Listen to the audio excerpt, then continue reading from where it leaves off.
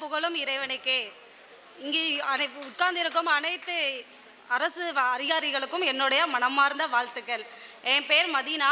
நான் பெரம்பலூர் மாவட்டம் பூலாம்பட்டி கிராமத்திலேருந்து வரேன். என்னோட கிராமத்தில் என்னோட சமூகத்தில் நான் முதல் அதிகாரி, அரசு அதிகாரின்றதை நான் பெருமையாக சொல்லிக்கிறேன். அதுக்கப்புறம் எனக்கு இந்த வேலை கிடைச்சதுக்கு நான் நன்றி சொல்லணும்னு விரும்புகிறேன்னா ஃபஸ்ட்டு அந்த கடவுளுக்கு, அந்த அல்லாவுக்கு நன்றி சொல்லிக்கிறேன்.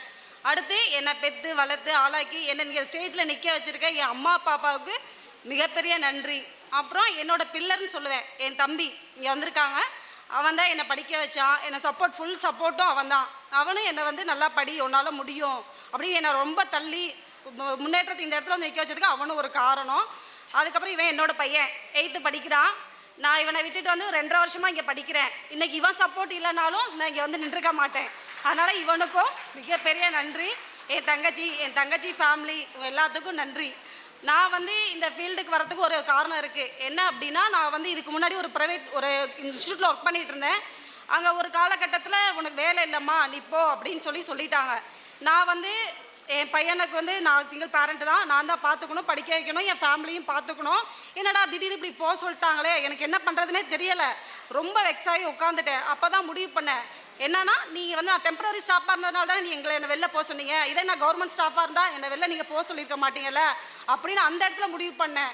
நீங்கள் இனிமேல் என்ன வெளில போக சொல்கிறது, நான் திருப்பி இந்த இடத்துக்கு உள்ளே காமிக்கிறேன் அப்படின்னு முடிவு பண்ணேன். அந்த இடத்துக்கு திருப்பி நான் படித்து இன்றைக்கி திருப்பி ஒரு நல்ல அரசு அதிகாரியாக போகிறேன்றதை ரொம்ப பெருமைப்பட்டுக்கிறேன். அப்போ அங்கே வெளில போக சொன்னார் பார்த்தீங்களா அந்த சார், அவருக்காக இந்த இடத்துல தேங்க்ஸ் பண்ணிக்க வரேன். அவர் அந்த இடத்துல என்னை வெளில அனுப்பலன்னா நான் இங்கே நின்றுக்கவே மாட்டேன்.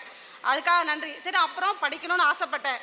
என்ன பண்ணேன், எங்கள் வீட்டில் போய் சொல்கிறேன், அம்மா நம்ம படிக்கலான் இருக்கேன். எங்கள் அம்மா என்ன சொன்னாங்க, ஏன்டி இவ்வளோ வயசாகுது இப்போ போய் படிக்கிறேங்கிற, உன் பையனை விட்டுட்டு போகணுங்கிற, ஊரில் என்ன பேசுவாங்க அப்படின்னு சொன்னாங்க.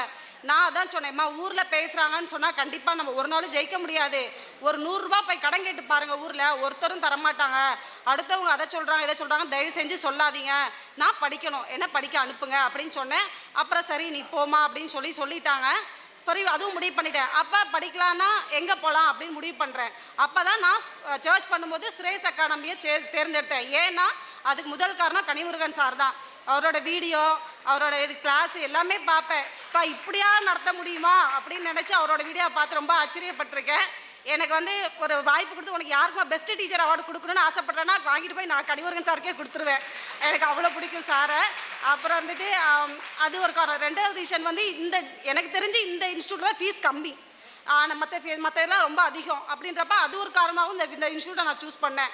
அப்புறம் சரி முடிவு பண்ணிட்டேன். அப்போ எனக்கு இங்கே வரத்துக்கு காசு இல்லை என்கிட்ட. அப்போ நான் என்ன பண்ணேன், வீட்லேயும் ரொம்ப சுச்சுவேஷன் ரொம்ப கஷ்டம். அப்போ நானும் வேலையை விட்டுட்டேன், பைசா இல்லை. அப்போ என்ன பண்ணுறேன், சரி என் நண்பனுக்கு கால் பண்ணுறேன். என்ன சொல்கிறேன், இந்த மாதிரி படிக்க போகலான்னு இருக்கேன்ப்பா, எனக்கு ஒரு 10,000 ரூபாய் கடன் கொடுங்க அப்படின்னு கேட்டேன். அவங்க ரொம்ப சந்தோஷப்பட்டு எனக்கு ஒரு 10,000 ரூபாய் காசு கொடுத்தாங்க. அந்த இன்னொரு ஃப்ரெண்டுக்கும் கால் பண்ணேன். அவங்க ஒரு 5,000 ரூபாய் கொடுத்தாங்க. 15,000 ரூபாய் வாங்கிட்டு தான் நான் இங்கே வந்துட்டு எங்கள் வீட்டில் எல்லாம் யாரும் வரலை, நான் மட்டும்தான் வந்தேன். ஏன் வரலை அப்படின்னா, பஸ்ஸுக்கு 1000 2000 செலவாகுமே, அதனால் நீ அந்த காசு உனக்கு யூஸ்ஃபுல்லாக இருக்குமா, அதனால் நீ மட்டும் போ அப்படின்னு சொல்லி அனுப்பி வச்சாங்க. அப்போ நான் இங்கே ஜாயின் பண்ணினேன். எனக்கு அப்போ உதவி செஞ்சார் பார்த்தீங்களா, அவர் பேர் குருநாதர். என்னோட குருநாதர்னு சொல்லுவேன். ஏன்னா அவர் என்னோட டிஎன்பிசினா என்னன்னு எனக்கு சொல்லி கொடுத்தவர் அவர். அப்போ அவருக்கு நான் மிகப்பெரிய நன்றியை சொல்லிக்கிறேன். இன்னொருத்தவங்க அவங்க பப்பு, அவங்க என்னென்னா அவங்க என்னோட வெல்விசர். அவங்க தான், நீ நல்லா படி, உன்னால் முடியும், நான் துவண்டு போனப்பெல்லாம் உன்னால் ஓட முடியும் பாப்பா, நீ ஓடு அப்படின்னு சொல்லி என்னை ரொம்ப தள்ளினவங்க அவங்க தான். அவங்களுக்காக மிகப்பெரிய தேங்க்ஸ் பண்ணிக்கிறேன். அப்புறம் என்னோட ஃப்யூச்சர் ஆஸ்பிரண்ட்டுக்கு என்ன சொல்கிறேன் அப்படின்னா, நம்மளால் முடியலன்னா யாராலையும் இது உலகத்தால் முடியாது. கடவுள் நமக்கு அழகான அறிவை கொடுத்துருக்கான், நம்ம கை காலை கொடுத்துருக்கான். எவ்வளோ பேருக்கு எவ்வளவோ இல்லை, ஆனால் நமக்கு நிறைய வாய்ப்பு கிடச்சிருக்கீங்க. அப்போ அந்த வாய்ப்பை நம்ம பயன்படுத்திக்கலாம் அப்படின்னு சொல்லிட்டு, நம்ம கண்டிப்பாக உங்களால் முடியும், எல்லாரும் படிங்க. என்னால் இவ்வளோ வயசில் என் பையனை விட்டுட்டு என்னாலே சாதிக்க முடிஞ்சிச்சு. ஆனால் ஒன்றை கண்டிப்பாக உங்களாலேயும் முடியும். அதனால் நீங்கள் உங்களோட முயற்சியை செய்யுங்க, முடியாதுன்றது ஒன்றுமே கிடையாது. அப்புறம் இன்னொன்று என்ன அப்படின்னா, எல்லோரும் நம்ம இந்த ஃபீல்டுக்கு வந்துட்டோம் அப்படின்னா, நான் முடிச்சுட்டு வேலை வாங்கிட்டு தான் இந்த ஊரை விட்டு போவேன், இல்லை இந்த ஃபீல்டை விட்டு போவேன் பெஸ்ட்டாக முடிவு பண்ணி வச்சுக்கோங்க. அது மாதிரி தான் நான் இன்னும் இந்த ஊரை விட்டு காலி பண்ணலை. எனக்கு இன்னும் ஆர்டரும் வரலை. நான் எம்ப்ளாய்மெண்ட் ட்ரைனிங் இங்கே எடுத்திருக்கேன். அப்போ எனக்கு ஆர்டர் வந்தால் தான் இந்த ஊரை விட்டு காலி பண்ணுவேன் அப்படின்ற முடிவில் தான் நான் இன்னும் இருக்கேன். அப்போ எனக்கு இன்னும் ஆர்டர் வந்து நான் அந்த ஊரை வெக்கேட் பண்ணிடுவேன். அப்புறம் எல்லாரும் சொல்லுவாங்க, வந்தோரை வாழ வைக்க சிங்கார சென்னைன்னு சொல்லுவாங்க. சிங்கார சென்னைலாம் இல்லைங்க, எனக்கு தூத்துக்குடி தான் என்ன வாழ வச்சிச்சு. அதனால் இந்த தூத்துக்குடிக்கு நான் பெரிய பெரிய பெரிய நன்றி சொல்லிக்கிறேன். எனக்கு ரொம்ப சப்போர்ட். நான் இங்கே பக்கத்தில் ரவுண்ட்லாபுரத்தில் தான் இருந்தேன். எனக்கு முஸ்லீம் ஏரியா தான் அது. எல்லாருமே சப்போர்ட்டு, எனக்கு சாப்பாடாக இருக்கட்டும், ஒரு ஹெல்ப்பாக இருக்கட்டும், எந்த ஹெல்ப்பாக இருந்தாலும் எப்போ எந்த நிமிஷம் கேட்டாலும் செய்வாங்க. அவங்க எல்லாத்துக்கும் நான் பெரிய பெரிய பெரிய நன்றி சொல்லிக்கிறேன். அப்புறம் இந்த அகாடமியில் எனக்கு பெரிய ப்ளஸ் என்ன அப்படின்னா 2 விஷயம்தான். ஒன்று டெஸ்ட் பேட்ச், இன்னொன்று ஸ்டடி ஹாலு. நான் ப்ரிலிம்ஸ் இங்கே வந்து ஜாயின் பண்ணேன். ஸ்டடி ஹால் நர்மதா ஹால் கொடுத்துருந்தாங்க. காலையில் 8 to 6 தான் ஸ்டடி ஹால். ஆனால் நான் 7 மணி வரைக்கும் இருப்பேன். ஃபஸ்ட்டு ஒரு 2 நாள் விட்டாங்க, அப்புறம் மட்டுமா பொண்ணுங்களுக்கு 6 மணி வரைக்கும் தான் அலோடு, போங்க அப்படிம்பாங்க. நான் கொஞ்ச நேரங்கன்ட்டு வாட்ச்மேன்ட்ட சொல்லிகிட்டே இருப்பேன். அப்புறம் அவரே பழகி விட்டுட்டார், என்னமோ பண்ணுமா அப்படின்ட்டு. அப்போ நான் 7 மணி வரைக்கும் இருந்து படிப்பேன். அப்போ அந்த 1 மணி நேரம் எனக்கு கொடுத்தாரு பார்த்தீங்களா, அந்த வாட்ச்மேன்களுக்கு ரொம்ப நன்றி. ஏன்னா அவர் அந்த 1 மணி நேரம் கொடுத்தா நான் ஃபைனலாக யூஸ் பண்ணிக்கிட்டேன். ஏன்னா நான் மட்டும்தான் ஒரு பொண்ணாக உட்காந்துருப்பேன். எல்லாரும் கேட்பாங்க, எப்படி இவ்வளோ பசங்க இருக்காங்க, நீ மட்டும் உட்காந்துருக்கேன். எல்லாரும் படிக்க வந்திருக்காங்க, நானும் படிக்க வந்திருக்கேன், அவ்வளோதான். பசங்க எல்லாம் நல்ல பசங்க தான். நம்ம எதுக்கு வந்துடுறோமோ அதை மனசில் வச்சுக்கிட்டோம் அப்படின்னா கண்டிப்பாக நம்மளோட வேலையை நம்ம செஞ்சுட்டு போயிட்டே இருப்போம் அப்படின்னு சொல்லிட்டு அந்த வாட்ச்மேன்களுக்கு ரொம்ப நன்றி. டெஸ்ட் பேட்ச் நான் ஒரு டெஸ்ட் பேட்ச் கூட விட்டதே கிடையாது. ஒரு கொஷின் பேப்பர் மட்டும் இவ்வளோ வச்சுருக்கேன். ஏன்னா 2021 வந்தேன். இவ்வளோ நாள் வரைக்கும் இவ்வளோ கொஷின் வச்சுருக்கேன். டெய்லி 2 கொஷின் ரிவிஷன் பண்ணிக்கிட்டே இருப்பேன் நான். அப்படி எனக்கு டெஸ்ட் பேட்ச் மட்டும்தான் ரொம்ப ஹெல்ப்ஃபுல்லாக இருந்துச்சு.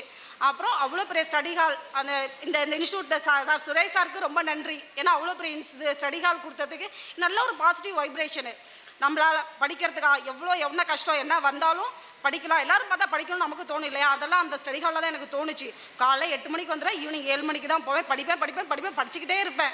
ஏன்னா நம்ம ஜெயிக்கணுன்ற வெறி. அப்புறம் என்னோடய பர்சனல் லைஃப் ஒரு சின்னதாக சொல்லணும்னு ஆசைப்பட்றேன். நான் வந்து நான் ஒரு லைஃப் தேடிக்கிட்டேன். அது வந்து நல்ல வசதியானவங்க. அவங்க என்னோட நாங்கள் வசதி கம்மி தான். அவங்க என்னை இன்னும் அக்செப்ட் பண்ணலை. என்னோட மருமகளை ஒரு அக்செப்ட் பண்ணவே கிடையாது. அவங்க என்ன தெரியும் அது காரணம் சொன்னாங்க, அவங்க என்னோட வசதி. அப்போ நான் கோடீஸ்வரடி, நீ பிச்சைக்காரடி அப்படின்னு ஒரு வார்த்தை ரொம்ப தப்பாக பேசிட்டாங்க. அதை என்னால் தாங்கிக்கவே முடியல. அன்றைக்கி நான் முடிவு பண்ணேன், உங்கள் நிலைமைக்கு என்னால் வர முடியும், நான் ஒரு நாள் வந்து காமிப்பேன் அப்படின்ற. இன்றைக்கி நான் வந்துட்டேன், நான் ஜெயிச்சிட்டேன். அப்போ அவங்க நிலைமைக்கு நான் வந்துடுவேன். ஆனால் ஒரு நாளும் அவங்க ஏன் இடத்துக்கு வரவே முடியாது. அதை இன்றைக்கி நான் அவங்களுக்கு சொல்லிக்க ஆசைப்பட்றேன். அதனால் எனக்கு இந்த வாய்ப்பை கொடுத்ததுக்கு எல்லாத்துக்கும் நன்றி, மிகப்பெரிய நன்றி. எல்லாரும் இன்னும் இது மட்டும் கிடையாது, இன்னும் குரூப் 2 மெயின்ஸ் எழுதியிருக்கேன், அதுலேயும் பாஸ் ஆவேன். அதுக்கும் இங்கே வந்து பேசுவேன். அடுத்து குரூப் 1 இருக்கேன், அதுவும் பாஸ் ஆவேன். அதுக்கும் வந்து கண்டிப்பாக இங்கே பேசுவேன். எனக்கு இந்த வாய்ப்பு கொடுத்ததுக்கும் இங்கே படிக்கிறதுக்கும் எனக்கு இந்த வேலை வாங்கி கொடுத்த எல்லாத்துக்கும் மிகப்பெரிய நன்றி. என் பையன் ஒரு சின்ன பேசணும்னு ஆசைப்பட்டான், ஒரு 2 வார்த்தை ப்ளீஸ். அனைவருக்கும் வணக்கம். என் பேர் ஃபயாஸ் அகமத். நாங்கள் பெரம்பலூர் மாவட்டம் பூலாமலேருந்து வரோம். இவங்க தான் எங்கள் அம்மா. 2 வருஷமாக என்னை விட்டுட்டு இங்கே வந்து படிக்கிறாங்க. எனக்கு ரொம்ப கஷ்டமாக இருக்குது, ஆனால் இப்போ சந்தோஷமாக இருக்குது. எங்கள் அம்மாவுக்கு வேலை கிடச்சிருச்சு.